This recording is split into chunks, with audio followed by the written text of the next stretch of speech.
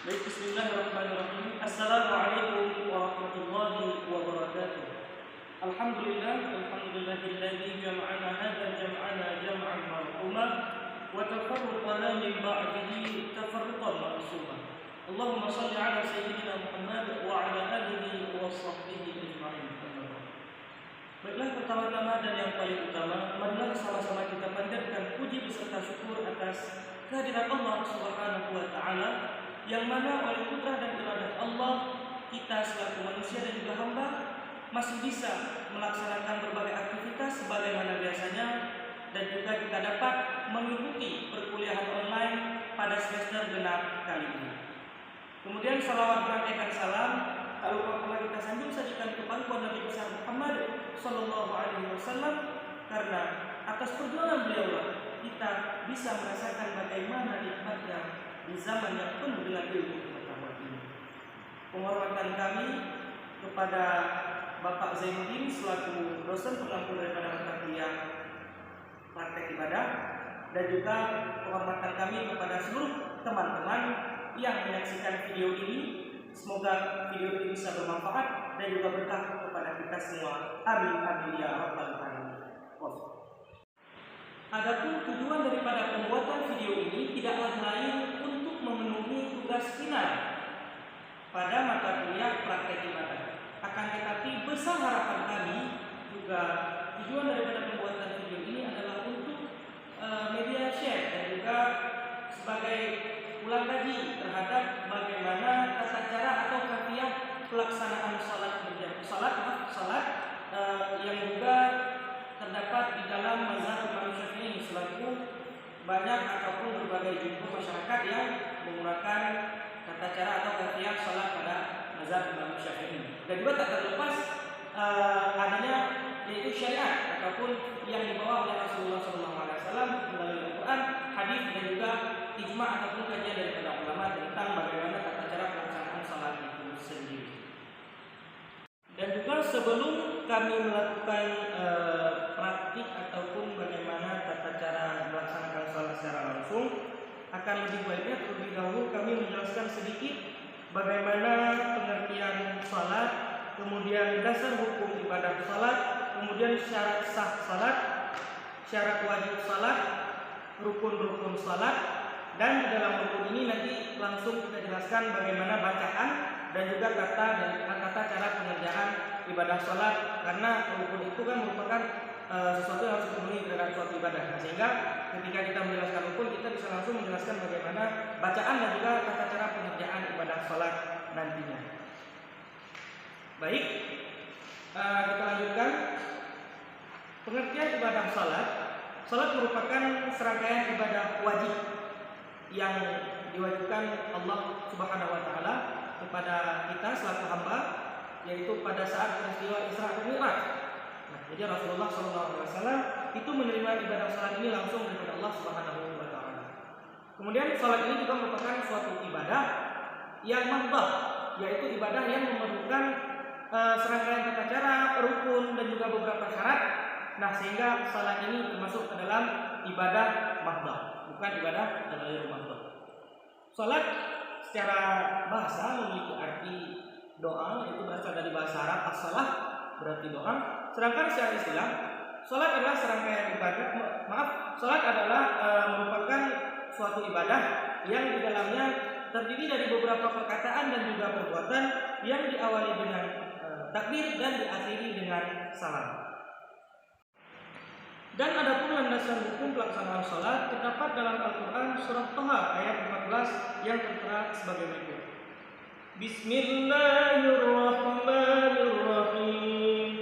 Innani ana Allahu la ilaha illa ana la ilaha illa ana fa'budni wa aqimis salata li dzikri. Shadaqallahul azim. Yang artinya, sungguh aku Allah, tidak ada Tuhan selain aku, maka sembahlah aku dan laksanakanlah salat untuk mengingat aku.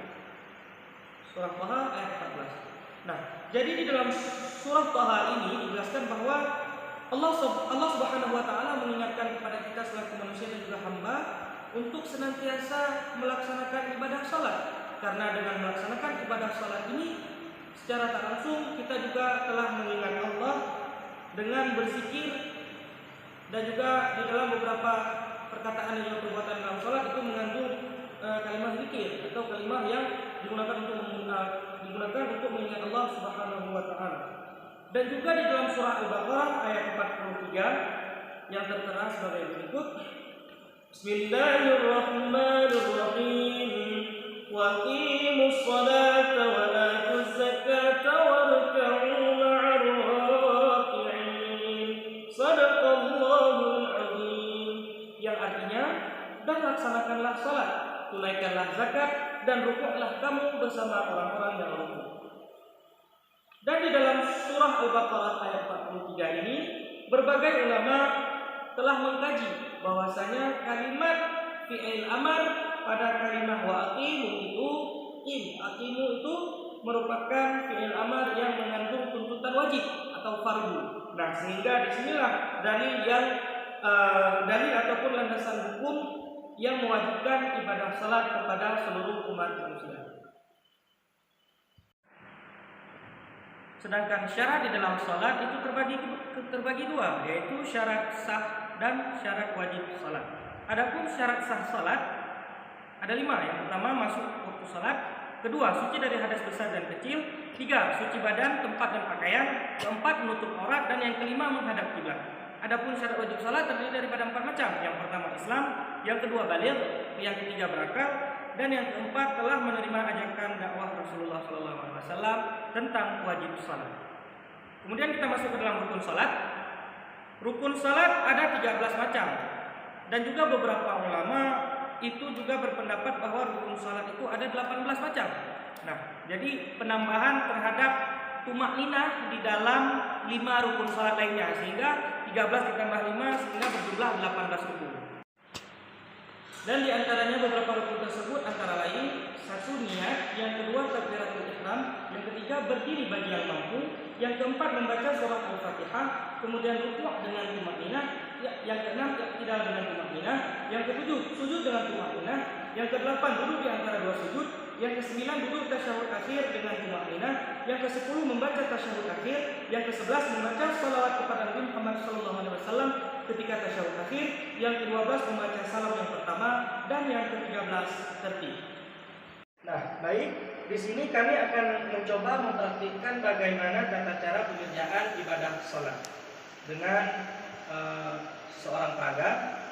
Jadi yang pertama, tata cara mengerjakan sholat ini kita lakukan sholat subuh saja, karena sholat subuh 2 rakaat, dan nantinya bisa diterapkan juga di dalam sholat-sholat yang lain, karena semua tata cara itu sama pada setiap rakaat. Akan tetapi yang membedakannya, jikalau sholat yang 2 rakaat itu hanya ada tasyahud akhir, tidak ada tasyahud awal. Sedangkan pada salat yang berakaat 4 ataupun berakaat 3 itu pada setiap 2 rakaatnya ada yang namanya tasyahud awal. Jadi yang pertama itu berdiri tegak. Nah, kamera juga bisa didekatkan sedikit. Nah, jadi ini posisi berdiri tegak, kemudian juga menghadap kiblat. Ini kamera membelakangi, maaf. Nah, jadi ini sudah menghadap kiblat. Dan juga niat mengerjakan sholat, niat menurut sholat yang sedang dikerjakan, misalnya sholat subuh dan sebagainya. Nah, jadi niat di dalam hati dengan lafaz usalli fardhu subhi rak'ataini mustaqbilal qiblati adaan makmuman atau imaman lillahi ta'ala. Nah, kemudian mengangkat kedua belah tangan sambil membaca takbiratul ihram. Nah, saya katakan Allahu Akbar. Nah, jadi seperti itu. Jadi ketika mengangkat tangan itu boleh begini ke depan, hadapannya Allah Akbar, ataupun mengenai telinga. Itu boleh. Kemudian tangan berposisi sedekap. Nah, jadi seperti ini sudah benar. Di bawah di bawah dada, tapi di atas pusat sedikit. Nah, jadi seperti ini. Tangan kanan disedekapkan di atas tangan kiri. Nah, jadi seperti ini posisi berdiri tegak dan juga sudah melakukan takbiratul ihram. Nah, kemudian membaca doa iftitah setelah posisi seperti ini sudah benar, lanjut dengan membaca doa iftitah. Allahu akbar kabira walhamdulillahi katsira wa subhanallahi bukratan wa asila. Inni wajjahtu wajhiya lilladzi fatara as-samawati wal arda hanifan musliman wa ma ana minal musyrikin. Inna salati wa nusuki wa mahyaya wa mamati lillahi rabbil alamin la syarika lahu wa bidzalika umirtu wa ana minal muslimin. Nah, jadi seperti itu lebih dan kurang doa iftitah. Akan tetapi juga banyak doa iftitah yang lain yang bisa dibaca. Tetapi masyhur ataupun kebanyakan daripada jumhur ulama dan juga beberapa masyarakat itu membacakan doa iftitah seperti tadi. Kemudian setelah membaca doa iftitah, kemudian melanjutkan dengan membaca surah Al-Fatihah. Bismillahirrahmanirrahim. Alhamdulillahi rabbil alamin. Ar-Rahmanir Rahim. Maliki yaumiddin. Iyyaka na'budu wa iyyaka nasta'in. Ihdinas siratal mustaqim. Siratal ladzina an'amta 'alaihim ghairil maghdubi 'alaihim waladdallin.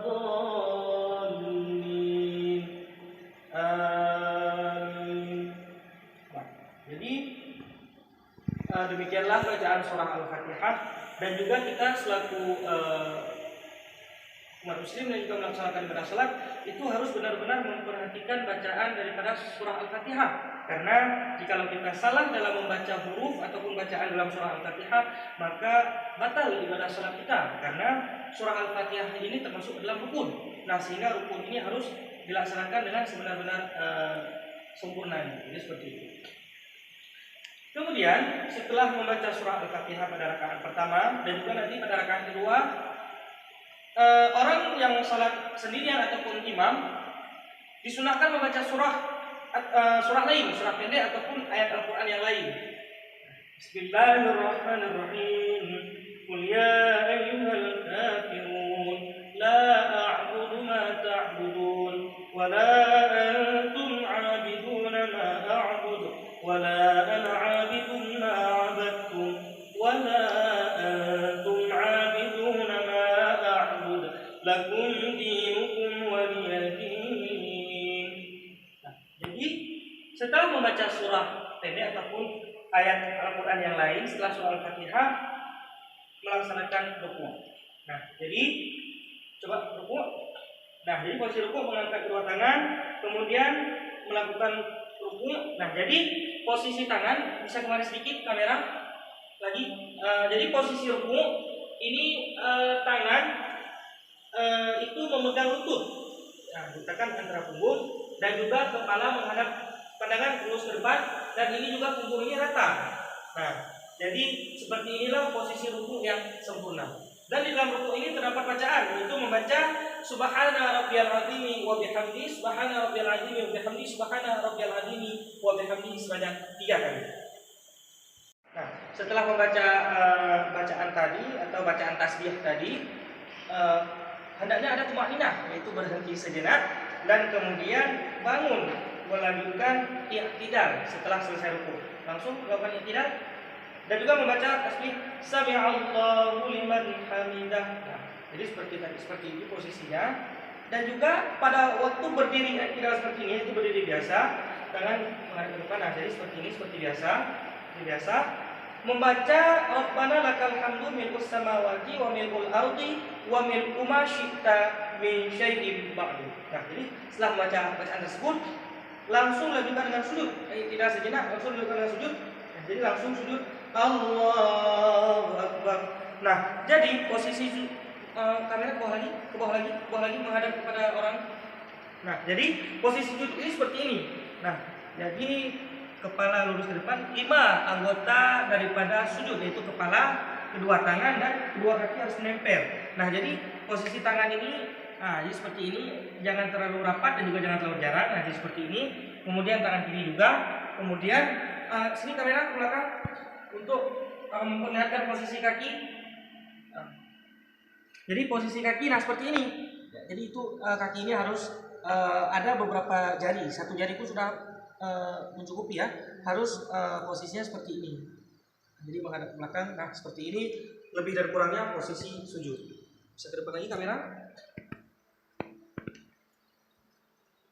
Nah, jadi seperti inilah posisi sujud. Dan di dalam sujud ini membaca tasbih sebanyak 3 kali, yaitu Subhana rabbiyal a'la wa bihamdi, Subhana rabbiyal a'la wa bihamdi, Subhana rabbiyal a'la wa bihamdi. Nah, jadi seperti itu. Kemudian iktidal dan kemudian tumanina berdirinya lanjutkan dengan duduk antara dua sujud. Ya, jadi seperti ini lebih dan kurang posisi duduk di antara dua sujud. Nah, jadi seperti ini. Kamera juga bisa ke belakang untuk memperlihatkan kakinya.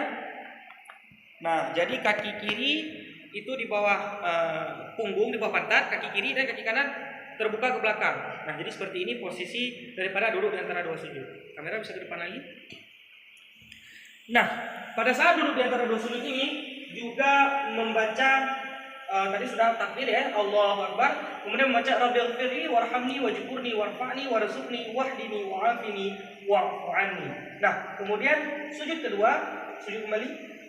Ya, jadi sujud kedua ini sama, posisi letak dan juga tata caranya juga sama, dan juga di belakang juga terdapat bacaan tasbih 3 kali, Subhana rabbiyal a'la wa bihamdi, Subhana rabbiyal a'la wa bihamdi, Subhana rabbiyal a'la wa bihamdi. Nah, kemudian duduk tahiyat awal. Nah, jadi seperti ini. Jadi pada kasus salat yang berakaat 3 ataupun 4 ada yang namanya duduk tasyahud awal. Nah, kemudian pada tasyahud awal ini posisinya juga sama seperti duduk di antara dua sujud, tidak berbeda, kaki, tangan dan juga lainnya sama. Kemudian di dalam duduk ini juga terdapat bacaan, yaitu bacaan tasyahud awal.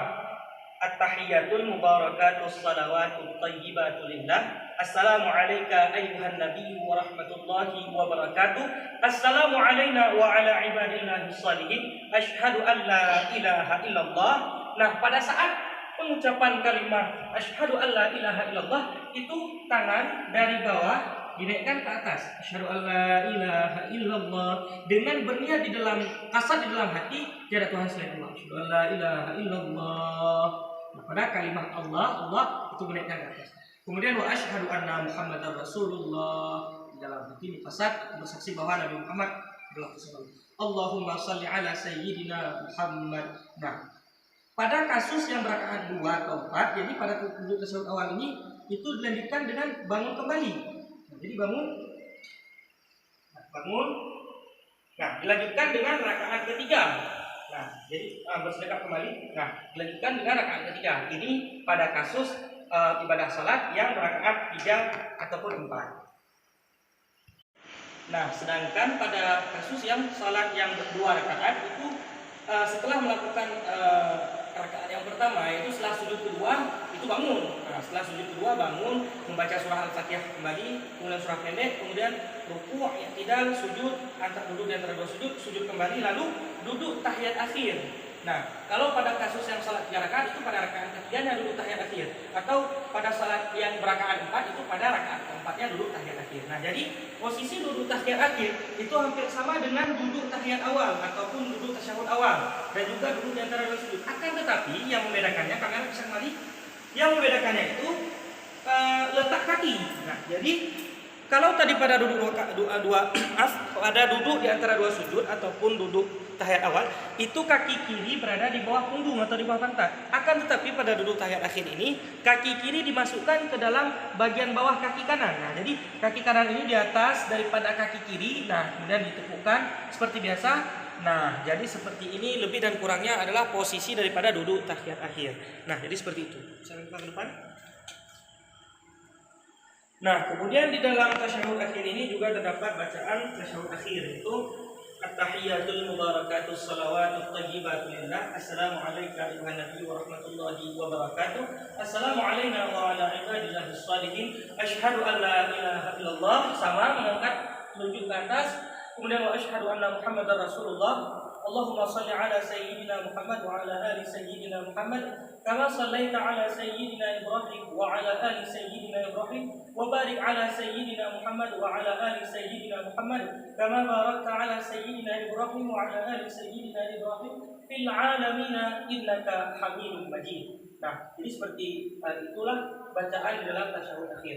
Akan tetapi ada beberapa doa juga disunahkan setelah bacaan tasyahud akhir ini. Akan tetapi kita membahas karena dengan durasi video dan juga penyimpanan memori, saya meminta maaf kepada teman-teman, bisa menjelaskan hanya doa ataupun bacaan yang terdapat di dalam tasyahud akhir. Nah, jadi seperti ini. Kemudian dilanjutkan dengan salam. Nah, jadi pada salam ini, salam yang pertama itu merupakan rukun, itu wajib. Sedangkan salam yang kedua merupakan sunnah, itu sunnah. Akan tapi lebih baiknya dilaksanakan keduanya. Jadi lafadznya adalah Assalamualaikum warahmatullahi dengan posisi menghadap ke kanan. Jadi coba perhatikan, kamera bisa dekat ke bawah. Nah, jadi Assalamualaikum warahmatullahi. Nah, jadi posisi ini pipi jika makmum belakang itu bisa melihat, tapi mata ini posisinya kembali. Coba ulang. Assalamualaikum warahmatullahi. Jadi seperti ini posisi salam. Dan juga dilanjutkan salam kedua. Assalamualaikum warahmatullahi. Nah, jadi lebih dan kurang beginilah tata cara pengerjaan dari ibadah sholat. Nah, jadi lebih dan kurang begitulah tadi bagaimana tata cara pelaksanaan ibadah sholat. Nah, selanjutnya mungkin di dalam video ini, dalam konten video ini banyak sekali kekurangan dan juga kesalahan atau kesalahan yang kami lakukan.